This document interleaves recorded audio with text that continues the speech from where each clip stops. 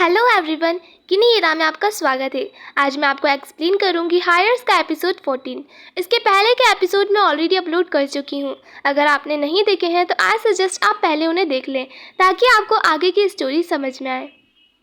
Episode की starting में हम देखते हैं टैन गेट तोड़कर ब्रॉडकास्टिंग रूम के अंदर आ जाता है। वो योंगडो को पंच मारने लगता है। यून उसे लड़ाई करने से रोकती है। वो यून को कमरे से बाहर निकाल के योंगडो को वार्न करता है, पर योंगडो उसकी बात कहाँ मानने वाला था। टैन वहाँ से यून को लेकर चला जाता है। रेचल योंगडो से लड़ाई करने की वजह पूछती है और टैन के सीक्रेट के बारे में भी पूछती है।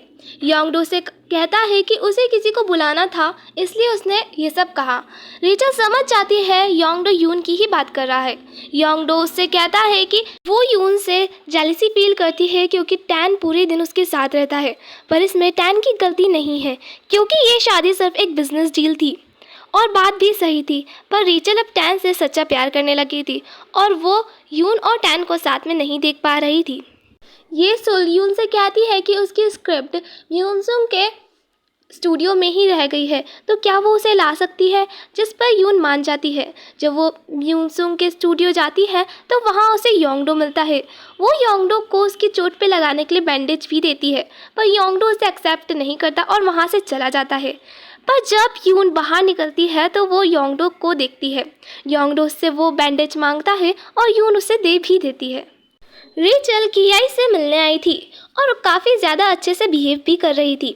असल में तो वो यहाँ ये पता करने आई थी कि केआई पीटीएम मीटिंग में यून की माँ बन के क्यों आई थी, पर केआई उसे इस बारे में कुछ नहीं बताती। वो कहती है यून की माँ को कुछ काम था इसलिए वो उनकी जगह गई थी।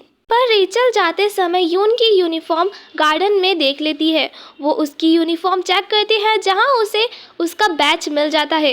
अब वो समझ चुकी थी कि यून टैन के घर में ही रहती है।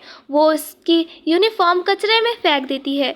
जब यून अपनी यूनिफॉर्म उसकी जगह पे नहीं पाती, वो समझ जाती है इसके पीछे रेचल का ही हाथ है।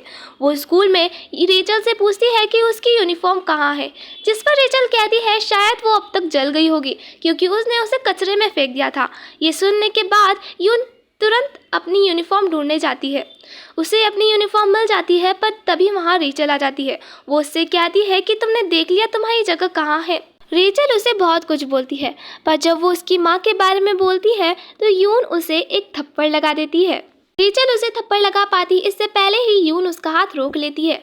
वो उससे कहती है तुम्हें मेरे बारे में जो भी कुछ भी कहना है तुम कह सकती हो, पर मेरी माँ के बारे में कुछ भी बोला तो मुझसे बुरा कोई नहीं होगा। रेचल समझ जाती है कि अब यून को डर नहीं लगता कि उसकी सच्चाई बाहर आ जाएगी, इसलिए वो उसे टैन के नाम पर धमकाती है। वो कहती है वो टैन के नाजायज होने वाली बात पूरे स्कूल को बता देगी। टैन की बात सुनते ही यून कमज़ोर पड़ने लगती है। तभी वहाँ टैन आ जाता है और रेचल से कहता है कि मुझे लगता था कि हम दोनों की दोस्ती हो सकती है, पर आज तुमने ये साबित कर दिया कि तुम मेरी दोस्ती के काबिल भी नहीं हो। रेचल ये सुन के अपने आप को काफ़ी ज़्यादा हारा हुआ महसूस करती है क्योंकि उसने कभी सोचा भी नहीं था कि टैन उसे यून जैसी लड़की के लिए डम करेगा। जिसुक फिर से टैन और योंगडो को बुलाती है ब्रॉडकास्टिंग रूम में लड़ाई करने के लिए। इस बार वो कहती है कि टैन को उसके भाई को लेके आना है और योंगडो को उसके डैड को, और ये दोनों ही काम दोनों के लिए काफ़ी ज़्यादा मुश्किल थे। युनजू उन दोनों को पेपर देती है और कहती है कि तुम दोनों की एक दूसरे के बारे में जो भी थिंकिंग है या फिर जो भी तुम दोनों को एक दूसरे से परेशानियां हैं तुम इस पेपर में लिख सकते हो, ताकि तुम लोगों को समझ में आए कि तुम दोनों एक दूसरे से इतनी ज़्यादा नफरत क्यों करते हो। जिस पर दोनों ही उस पेपर पे कुछ नहीं लिख पाते क्योंकि जब वो दोनों ध्यान से सोचते हैं तो उन दोनों को समझ आता है कि अब तक वो बेवजह ही लड़ रहे थे। उन दोनों के लड़ने की कोई सॉलिड रीज़न था ही नहीं। हमें यहाँ एक फ्लैशबैक दिखाया जाता है जहाँ योंगडो की माँ टैन से योंगडो को बुलाने का कहती है। टैन उन्हें समझाने की कोशिश भी करता है कि अब उन दोनों की दोस्ती नहीं रही, जिस पर योंगडो की माँ कहती है कि उसे टैन के ऊपर ट्रस्ट है, वो योंगडो को ज़रूर बुला के लाएगा, और वो वहाँ से चली जाती है। पर जब टैन योंगडो को बुलाने जाता है तो योंगडो देरी कर देता है क्योंकि वो टैन की बात पे यकीन नहीं कर रहा था, और जब तक वो वहाँ पहुँचता है तब तक योंगडो की माँ वहाँ से जा चुकी थी। तो इन सब में भी योंगडो की ही गलती थी।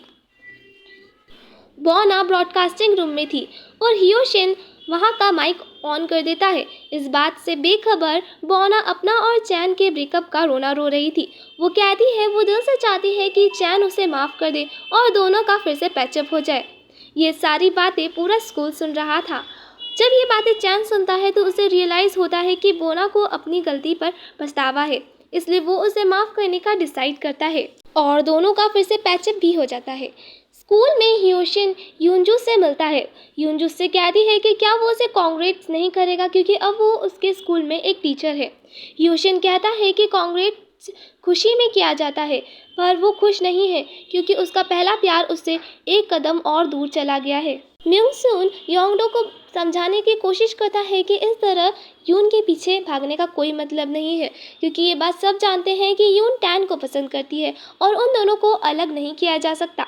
पर योंगडो तो देवदास बना बैठा था, पर वो कहता है कि उसे कोई मतलब नहीं कि यून किससे प्यार करे, क्योंकि वो तो सिर्फ उसके प्यार को खुश देखना चाहता है। वो कहता है उसे कोई फ़र्क नहीं पड़ता कि यून किसके साथ रहे, बस यून खुश रहे।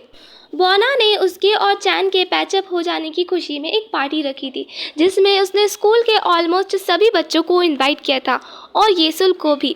येसुल को अपनी गलती का एहसास होता है। उसकी आंखों से आंसू बहने लगते हैं क्योंकि उसने चैन के बारे में कितना कुछ कहा। उसके बावजूद बोना अभी भी उससे अपना दोस्त मानती है। आज हियोशिन की एग्ज़ाम थी, जहां उसे छोड़ने के लिए उसकी माँ आई थी। हियोशिन ये एग्ज़ाम नहीं देना चाहता था, पर उस पर काफ़ी ज़्यादा फोर्स किया जा रहा था। सीन चेंज होता है, हमें वॉन को दिखाया जाता है, जिसने कंपनी के सभी उन लोगों को निकाल दिया था जो कि मिस्टर किम के वफादार थे। उसने ऐसा अपनी पावर को बढ़ाने के लिए किया था। मिस्टर यून उससे इसकी वजह पूछते हैं, जिस पर वो कहता है कि अभी आपको फ़िलहाल कंपनी से ट्रांसफ़र नहीं किया गया है, पर आप इसका फ़ैसला खुद कर सकते हैं अपनी साइड डिसाइड करके।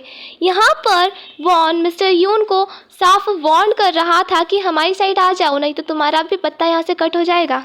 मिस्टर किम को जब ये बात पता चलती है तो वो काफ़ी ज़्यादा नाराज़ और परेशान हो जाते हैं। वो समझ चुके थे कि वॉन अब खुद को काफ़ी ज़्यादा ताकतवर बना रहा है। मिस्टर यून टैन को समझाने की कोशिश करते हैं कि अब उसे अपनी रिस्पॉन्सिबिलिटी ले लेनी चाहिए, क्योंकि अब वॉन इस लड़ाई में पीछे नहीं रहेगा। टैन उनसे कहता है कि वो ऐसा नहीं कर सकता, क्योंकि वो वॉन से बिल्कुल सच्चे भाई की तरह प्यार करता है। वो तो वॉन से लड़ाई करने के बारे में सोच भी नहीं सकता। रीचल बोना से पूछने की कोशिश करती है कि यून कहाँ काम करती है, पर बोना उसे कुछ नहीं बताती। पर रीचल कितनी चालाक है ये बात तो हम अच्छी तरह से जानते हैं। वो योंगडो को मैसेज करती है कि वो यून के रेस्टोरेंट में है और वहाँ पर क्या तमाशा हो रहा है ये उसे ज़रूर देखना चाहिए। यून का नाम सुनते से ही योंगडो तुरंत वहाँ जाता है और रीचल उसका पीछा करती है। वहाँ पहुँचने के बाद योंगडो को समझ आता है कि रीचल ने उसे ट्रिक किया। वो रीचल को वार्न करता है कि वो यून को परेशान करने की कोशिश भी ना करे, क्योंकि अगर उसने ऐसा किया तो उससे ज़्यादा बुरा उसके लिए कोई नहीं होगा। ये सुनने के बाद कि योंगडो भी उसके लिए इतनी ज़्यादा केयर करता है, रीचल की जलन यून के प्रति और ज़्यादा बढ़ जाती है। वो सोचती है कि इस लड़की में ऐसा क्या है, क्योंकि उसका मंगेतर और उसका सौतेला भाई दोनों ही उस लड़की के पीछे पागल हैं। बोना ने रीचल को उसकी पार्टी में इनवाइट नहीं किया था, उसके बावजूद रीचल उसकी पार्टी में आती है। असल में तो वो एक धमाका करने आई थी, क्योंकि उसने यून की शॉप पर कॉफ़ी का ऑर्डर दिया था और ये स्पेशल रिक्वेस्ट करी थी कि उन ड्रिंक्स को लेके यून आए। यून ये बात जानती थी कि जहाँ उसे ऑर्डर लेके जाना है वहाँ बोना की पार्टी हो रही है, उसके बावजूद वो वहाँ जाने का डिसाइड करती है। जब वो कॉफ़ी लेके वहाँ पहुँचती है तो वहाँ पर सभी जने काफ़ी ज़्यादा हैरान थे। वो उसके ऊपर सवालों के ऊपर सवाल करे ही जा रहे थे। टैन वहाँ आता है और उससे अपने साथ चलने के लिए कहता है, जिस पर यून कहती है अभी वो अपना काम कर रही है और इस काम ख़त्म होने के बाद ही वो यहाँ से जाएगी। गुस्से में टैन वहाँ रखी सारी कॉफ़ी गिरा देता है। बोना को रीचल पे काफ़ी ज़्यादा गुस्सा आ रहा था, क्योंकि उसकी वजह से उसकी पूरी पार्टी खराब हो गई थी। टैन यून को समझाने की कोशिश करता है कि उसे अपनी सच्चाई नहीं बतानी चाहिए, क्योंकि अगर उसने ऐसा किया तो कोई भी उसके साथ अच्छे से बिहेव नहीं करेगा। पर यून अब फैसला कर चुकी थी। वो कहती है कि उसके लिए बहुत ज़्यादा ही मुश्किल होता है एक अमीर की तरह प्रिटेंड करना, ये जानते हुए कि वो एक अमीर लड़की नहीं है। सभी उससे अच्छे से बात करते हैं क्योंकि वो सब समझते हैं कि वो एक अमीर है। वो पार्टी में जाके सभी को अपनी सच्चाई बता देती है। ये सुनने के बाद कि जिस लड़की को वो अभी तक अमीर समझ रहे थे वो असल में एक हाउसकीपर की लड़की निकली, सभी काफ़ी ज़्यादा हैरान थे। सब टैन से पूछते हैं कि क्या वो इस बारे में जानता है। तब टैन कहता है कि यून ने उससे झूठ कहा। वो कहता है कि यून ने उससे झूठ कहा बाहर कि जब वो ये बात बताएगी तब वो बिल्कुल नहीं घबराएगी, पर यून अभी यहाँ घबरा रही है। ये कहकर टैन उसके फॉरहेड पर किस कर लेता है। इसके बाद वहाँ खड़े किसी भी बच्चे में हिम्मत नहीं थी कि वो यून को कुछ कह पाते। और इसी के साथ हमारा ये एपिसोड यहीं ख़त्म होता है। वीडियो अच्छी लगी हो तो वीडियो को लाइक करें और चैनल को सब्सक्राइब करें। मैं इसी तरह की एक्सप्लेनेशंस की वीडियो लाती रहूँगी। तब तक के लिए बाय।